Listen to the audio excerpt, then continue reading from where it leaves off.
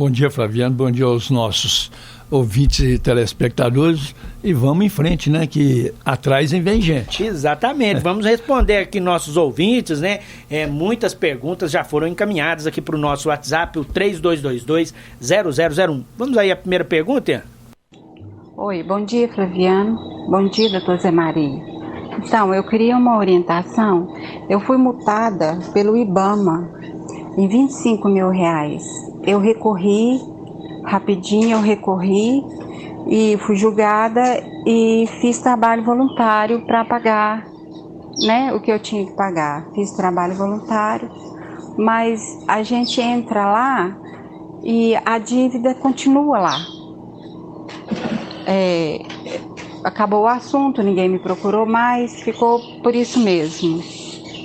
Mas a gente entra lá, parece que a dívida está lá. O que eu devo fazer? O que eu faço? Eu fico quieta, eu procuro saber o que está acontecendo. Obrigada, um abraço. O que ela falou aí não deu detalhe, porque eu não entendi se essa dívida dela foi para a dívida ativa e foi cobrada judicialmente, se essa prestação de serviço que ela fez comunitário foi em decorrência de uma decisão ou de um acordo judicial. Agora, se a dívida permanece lá, convém ela procurar o órgão do qual ela fez esse acordo e ver por que consta lá. E se o termo de acordo que ela fez, o que constou no termo?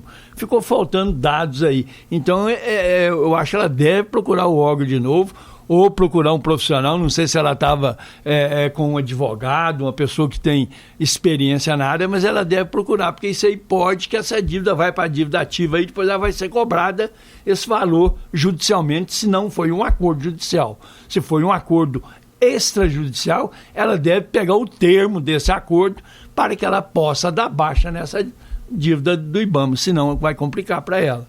Porque, na verdade, o que ela tem que entender é porque continua, né, doutor Zé Maria? Se ela prestou serviço para pagar a dívida, obviamente a dívida foi paga. E ficou um detalhe vago, porque ela não disse se esse acordo foi feito extrajudicial ou judicialmente, né? Porque quando você faz um acordo judicial, ou mesmo extrajudicial, no órgão competente, você tem um termo.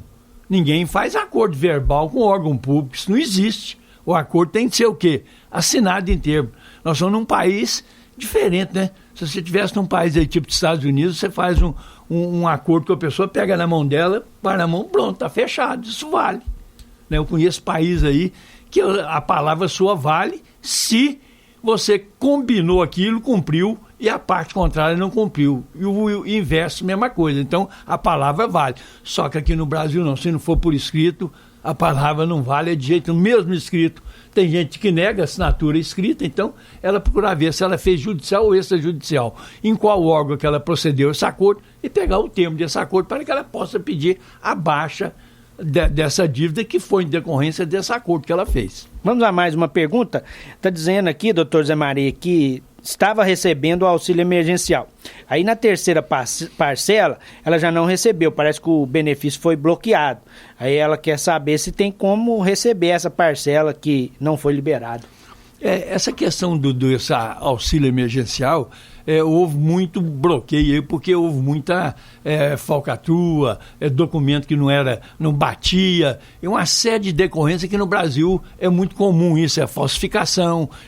Hoje mesmo vocês já deram a notícia aí lá em Nova Ceana, quer dizer, as pessoas emitem nota fiscal, inventam nota fiscal, firma que não existe, firma fantasma, emite no nome de pessoa que não é o responsável. Tudo isso ocorre, então cuidado, as pessoas têm de ter cuidado nessa situação. Então, no caso dela, eu concito ela a procurar a Caixa Econômica Federal, ir lá com a inscrição que ela fez, ver o que houve. Deve ter havido alguma coisa, algum extravio, então ela deve procurar o órgão do qual ela recebeu essas outras parcelas, e essa que ela não recebeu, que ela tem direito de receber, evidentemente. Até porque se ela já recebeu, subentende que ela tem direito. Né? É igual eu estou falando, pode ter havido alguma coisa aí, alguém recebeu no lugar dela, está acontecendo muito isso aí. Então a pessoa tem que ficar vigilante e de olho aberto, mas ela deve procurar o órgão, e o órgão expedidor desse pagamento é a Caixa Econômica Federal. Vamos a mais uma pergunta? Bom dia, doutor Zé Maria. Eu gostaria de saber sobre o requerimento do idoso para ter prioridade no processo de uso capião, porque está demorando muito, né, como eu disse na última sexta-feira, e eu vi na internet, eu perguntei no Google, e disseram que o próprio idoso deve fazer esse requerimento. Gostaria de fazer como ele faz esse requerimento e onde entregar. Obrigado. É a questão do idoso, evidentemente que a lei prescreveu o direito de atendimento prioritário. Acontece qualquer tipo de processo que a pessoa faz, não há necessidade, o próprio advogado, no pedido inicial, vai dizer a idade daquela pessoa e pode fazer um pedido à parte, esclarecendo à justiça que aquela pessoa é idosa, ela tem necessidade daquele benefício ou de uma decisão mais séria. Mas eu vou dizer para ela, na justiça comum, ela disse que foi um uso campeão, né? Não é fácil. Nós estamos numa situação complicada, eu tenho processo nessa fase aí, porque é uma fase que há necessidade da prova, depois tem de se fazer a intimação ou a citação do órgão público municipal, estadual, federal, e esses todos têm de manifestar ou não. Se não manifestou no tempo determinado, passou o prazo, considera-se que ele foi citado. Depois disso, tem de fazer o quê? O edital de publicação é demorado, e vou dizer mais uma coisa, saiu uma resolução nova do Tribunal de Justiça aí, nós estamos nessa pandemia aí, todos os processos físicos agora vai ser passado para o PGE, e o advogado vai ter de contribuir com a justiça para isso. Então, eu digo para ela, não espera agilidade não, que não vai acontecer, vai demorar mesmo, mas é bom ela entrar em contato com o advogado, para que o advogado possa saber que situação, o que está acontecendo, se ele tem a prioridade ou não foi pedido, pode pedir a qualquer momento, pode pedir, não há necessidade de ser no início, mas no início é melhor fazer a prova daquela pessoa que é idosa, necessita daquele benefício mais rápido. Vou ler agora a dúvida do José Braz. Muito obrigado, José Braz, pela participação. Ele está perguntando o seguinte, doutor Zé Maria, quando o processo vai para BH, é porque recorreu. Aí quanto tempo pode demorar para resolver? É complicado, Braz, esse negócio de recurso aí, nós temos recursos aqui no Tribunal de Minas andando muito rápido, dependendo do tipo de ação e do tipo de recurso que é feito, porque nós temos vários tipos de recursos, pode ser uma apelação, pode ser um agravo de instrumento, pode ser um outro tipo de recurso qualquer que a pessoa faz. Normalmente anda rápido, não demora não, o Tribunal de Justiça tem sido bem rápido para decidir essas situações aí, mas como eu disse anteriormente, nós estamos numa situação emergencial e a Justiça não anda de acordo com o que é preciso, não, precisava de andar mais rápido. Quando tem uma situação desse porte, aí é o inverso, ela anda mais devagar. Então, aí é paciência mesmo e caldo de galinha, porque não é fácil. Vamos a mais uma pergunta? Bom dia, doutor Zé Maria. Eu queria fazer uma pergunta. A minha mãe é viúva e há muitos anos atrás ela conheceu um homem aí e namorou com ele, né? Namorou bastante tempo, mas já tem uns 5 anos que ela não tem relacionamento nenhum com esse homem mais, entendeu? De vez em quando ela vai lá, dá uma ajuda para ele, no supermercado e tudo, mas os dois viram só amigo. Eu vi um comentário aí que esse homem falou, se minha mãe vinha a óbito, vinha falecer, que ele tem direito nas coisas dela, e isso me deixou muito revoltado, porque está pensando na morte da minha mãe, né? E a gente fica muito revoltado como filho. Eu queria saber se esse homem tem direito a alguma coisa da minha mãe. Minha mãe nunca dormiu na casa dele, ele nunca dormiu na casa da minha mãe. É isso que eu queria perguntar. Muito obrigado, bom dia. Vamos responder em duas fases, ou duas respostas diferentes.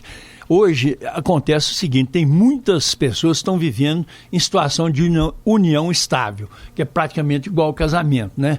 Tem certas diferenças porque o casamento legitima essa situação. E a união estável ela pode ser legitimada ou a pessoa reconhecendo judicialmente no cartório essa união ou através de documentação e a presença que houve aquela convivência e que aquela pessoa viveu em estado de não estável. Não é o caso, por exemplo, que muita gente tem namoro aí com a outra pessoa, um vive numa casa, outro vive na outra e depois quer transformar isso em união estável. Não houve aquela que o ditado diz aí, aquela constância para permanecer junto como se casado fosse. Então, a união estável dá direito às pessoas. Mas no caso que ele citou, e se é do jeito que ele citou, eu não vejo que ele vai ter direito de nada, não. A única coisa que está pegando aí, porque ele tá mesmo disse aí que a mãe ajuda essa pessoa. A mãe ajuda por quê? Porque ela quer ajudar ou porque ela tem alguma afinidade com ele? Então, cuidado. Essa afinidade, esse entendimento ou essa visita pode causar uma situação no futuro, mas a priori não, ele não tem direito. Doutor Zé Maria, um ouvinte tem a seguinte dúvida, ele quer saber quanto tempo precisa guardar os comprovantes de pagamento, né, da conta de energia elétrica, porque está vindo escrito aí no talão que tem contas em débito de 2017, aí ele está dizendo que não tem mais os comprovantes. O que acontece é o seguinte, a obrigatoriedade do consumidor, do contribuinte é guardar no mínimo 5 anos todas as contas, todos os compromissos que ele teve. Por quê? Porque nós temos essa prescrição intercorrente aí que pode acontecer de 6 meses, de 1 ano, de 2 anos, de 3 anos, 5 anos é o máximo. E nós temos casos específicos da Previdência que pode valer até 10 anos nessa prescrição. Mas no caso do contribuinte, do consumidor, é 5 anos. No mínimo a gente tem que ter esse documento de 5 anos. Depois de 5 anos pode destruir, porque se você precisar não serve para nada, porque houve a prescrição, ou o órgão público não cobrou, ou a empresa não cobrou, prescreveu, é o que o Código do Consumidor diz aí. Após 5 anos, o seu nome tem que estar até limpo, porque não pode permanecer mais, porque houve a prescrição. Então, cuidado. Se ele precisar de uma conta de 1 ano, 2 anos e ele não fizer a prova, a situação fica difícil, porque o consumidor tem que provar, né? No caso, quando o consumidor tem um litígio com a empresa pública privada, ele pode pedir a inversão do ônus da prova. Eu não tenho um documento, mas eu tenho certeza que eu paguei e a empresa tem essa quitação. Então, o ônus da prova vai inverter a favor do consumidor e a empresa vai ter de provar que ela não recebeu. Aí a prova é dela. Mas contra o órgão público não tem jeito, porque não cabe nem a gente fazer essa reclamação via, né, o Código Consumidor aí do juizado especial. Então, muito cuidado e guarde o documento pelo menos 5 anos, né? Conta de luz, de água, pagamento que se fez, recibo que se quitou alguma coisa, nota fiscal de um produto que foi comprado. Essa é a obrigação do consumidor. Vamos a mais uma pergunta? Bom dia, doutor José Maria. Gostaria de saber, meu filho tem 34 anos, ele vai começar a pagar o INSS autônomo, porque ele não está fichado. Qual é a melhor maneira? Eu li aí que tem 2 números aí e eu não entendi muito bem. O senhor poderia me ajudar? Qual é a melhor maneira para ele pagar? Obrigada. É a Noêmia do Santo Antônio. Muito obrigado, Noêmia. O que a gente pode indicar para a senhora aí, dona Noêmia, é o seguinte: só deve procurar uma pessoa, por exemplo, um contador, uma pessoa que mexe nessa área da Previdência para ele fazer a indicação. Se é melhor ele pagar como autônomo ou com contribuinte individual, tem de ver a regra para ele. Mas isso não é difícil, não. Se a pessoa quer pagar como autônomo, ele é um profissional, é só ele fazer a inscrição na prefeitura, porque o profissional ele tem de pagar um imposto a prefeitura anual e a Previdência é cobrada mensal. Ele tem de começar a contribuir, ele pode ir em qualquer comércio e comprar o carnê, a Previdência vai dar para ele um número, esse número é o número do benefício dele, e no carnê tem de constar toda vez que fizer o pagamento mensal, aquele número, que é uma espécie de uma certidão do nascimento dele, tem de constar ali, porque vai constar na Previdência, no CNIS, os pagamentos dele baseado naquele número. Se errar aquele número, aquele pagamento pode se extraviar e fica difícil para a Previdência achar, porque o número é conjugado com o nome da pessoa. Então eu aconselho procurar um contador, uma pessoa que entende de previdência, um advogado previdencialista, para que ele faça uma orientação correta, qual a melhor maneira de você pagar. De repente, autônomo não é bom para ele. Ele pode entrar em outra categoria aí. Doutor Zé Maria, nós temos só mais 3 perguntas, vamos responder todo mundo. Vamos lá, fico achando ruim de não responder o ouvinte, o telespectador que tá ligado, né? E vamos às lá. vezes tá Vamos ansioso aproveitar pela o ensejo, né? Então vou segurar o senhor mais um pouquinho, né? Vamos aí a mais uma pergunta. Bom dia, doutor José Maria. Eu queria saber que o meu filho vai ter uma audiência online lá em Itapecerica sobre suposto pai de uma criança lá. Então, ele quer fazer o DNA, né? Então, vai ser a primeira audiência. Aí eu queria saber onde que eu consigo um advogado, um advogado pela defensoria que eu arrumar para ele, para acompanhar ele nessa audiência, porque na intimação está pedindo que é importante ir com advogado. Tem que ir com advogado. Aonde eu vou e consigo esse advogado pela defensoria? A justiça até é inteligente, né? Quando ela coloca na intimação que a pessoa deve ser acompanhada com um advogado. Por quê? Porque pode acontecer a pessoa desacompanhada do advogado, chegar na audiência, não tem uma orientação e lá acaba às vezes fazendo um acordo, reconhecendo uma paternidade que ele tem dúvida e que não foi feito o exame DNA. Aí o que acontece? Depois dificulta para ele derrubar esse exame, ele derrubar essa paternidade, porque ele aceitou de livre e espontânea vontade e reconheceu e aceitou ser o pai daquela criança, mesmo que não o seja. O certo é pedir o DNA. Eu te encaminho o seguinte, lá em Itapecerica tem defensoria pública. Você pode pedir até antecipada ao juiz essa defensoria pública para que possa acompanhar. E pedir o exame DNA, que hoje a própria justiça já paga o exame DNA para as pessoas. A pessoa já pode fazer isso tranquilamente. Hoje ninguém tem um cessamento de direito limitado, ele pode usar isso aí. Ela pode procurar em Itapecerica, que lá tem, ou pedir ao próprio juiz, fazer um encaminhamento de pedido por escrito ao juiz, porque na justiça é tudo por escrito, não tem verbal. Vamos a mais uma pergunta. Ele está dizendo aqui, doutor Zé Maria, que tem um processo no fórum, na mão do juiz, mas até agora não recebeu a notificação para a primeira audiência. E ele está ansioso, né? Ele já procurou o advogado, que diz que ele tem que aguardar, não precisa se preocupar, mas ele está dizendo que já completou mais de um mês. Nossa, tá bom demais. Eu tenho um que vai fazer 1 ano, eu não sei nem o primeiro despacho do juiz. Então, ele tá bom, no meio do mês, nessa pandemia aí, tá ótimo. É aquilo que eu falei anteriormente, né? Há casos, há processos que o primeiro despacho do juiz é muito rápido, principalmente no PGE, está andando rápido. Mas há várias várias da Justiça Comum, está muito tumultuada, com muito processo e não tem jeito. E se o processo for do PGE, é mais rápido, ele pode acompanhar. Quando o processo não é o PGE, é mais difícil, porque você tem de comparecer ao fórum, porque as intimações não saem conforme é necessário. E no PGE, o próprio advogado acompanha lá do escritório dele, tudo está ocorrendo, porque não tem papel. O papel fica no escritório. Lá no judiciário, fica arquivado aquilo no computador. Então, ela deve aguardar, deve continuar pedindo ao advogado para olhar o processo, mas está muito bom. 1 mês é pouco, vai demorar mais mesmo. Vamos à penúltima pergunta de hoje. Quero saber se... Bom dia, né? Quero saber, porque minha mãe e meu pai separou. Aí, eles tinham uma casa. Aí, no juiz, meu pai passou a parte dele para minha mãe. Só que minha mãe ainda não registrou lá no cartório. Eu quero saber porque ele está doente, tá? Não está bem de saúde, não. E ele casou novamente. Eu quero saber, se ele falecer, se a mulher pode reivindicar o direito a parte lá na casa da minha mãe, entendeu? Obrigada. Desculpa aí pelo áudio baixo, é porque eu estou no trabalho.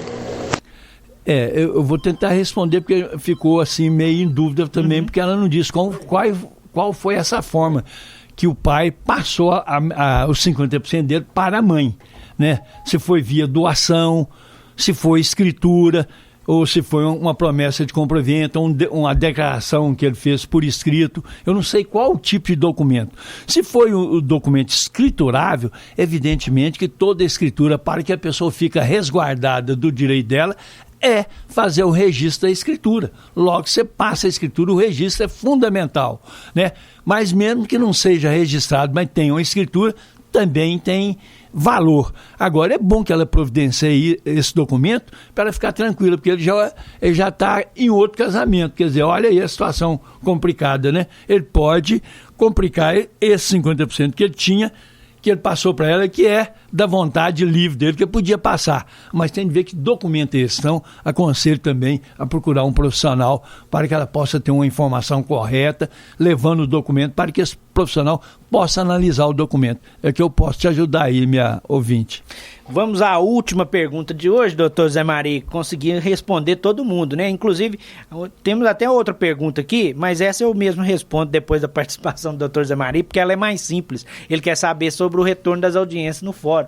A Justiça colocou para agosto a retomada parcial das atividades. Então a gente acredita que a partir daí a situação tende a normalizar. Se não mudar, porque de repente a gente pensa que vai mudar, eles soltam outra portaria aí, alongando, mas a previsão é essa. Exatamente. E a última pergunta de hoje, ele está dizendo aqui que atualmente, né, mora aí um senhor, né, aí com o pai dele, que é viúvo, né? E a irmã está tentando procurar aí os direitos, né? Não entendi direito a pergunta, mas pelo jeito parece que ele quer saber sobre a questão aí da situação de divisão de bens, né? Parece que tem uma pessoa que mora aí com um parente próximo e ele quer saber como que funcionam esses direitos. Não, o direito é muito simples, né? Se for um direito hereditário, é evidente que quem são herdeiros são os filhos, né? Os herdeiros necessários, a esposa, né? A convivente com ele e tal. É a pessoa. Agora, se é uma pessoa que mora, vamos dizer assim, que é um cuidador, que cuida daquela pessoa, não tem direito a nada, ele tem direito ao salário, ao auxílio de ajuda que ele faz àquela pessoa, mas dos bens da pessoa ele não tem direito. Inclusive, terceiros, ou mesmo pessoa da família que cuida de um idoso, com a morte do idoso, não tem direito de ficar com a pensão, a menos que seja um filho incapaz, esse sim, ou uma pessoa incapaz designada há muitos anos na Previdência, que com a morte daquele aposentado, ela seja beneficiada com a aposentadoria dele. No outro caso, não tem direito nenhum. Doutor Zé Maria, muito obrigado, viu, pela presença aqui no Bom Dia Divinópolis, viu? Aguardo o senhor aqui na próxima semana. Um bom dia para você, Flaviano, e um bom dia para todos os nossos ouvintes e telespectadores, e até sexta-feira, se Deus quiser.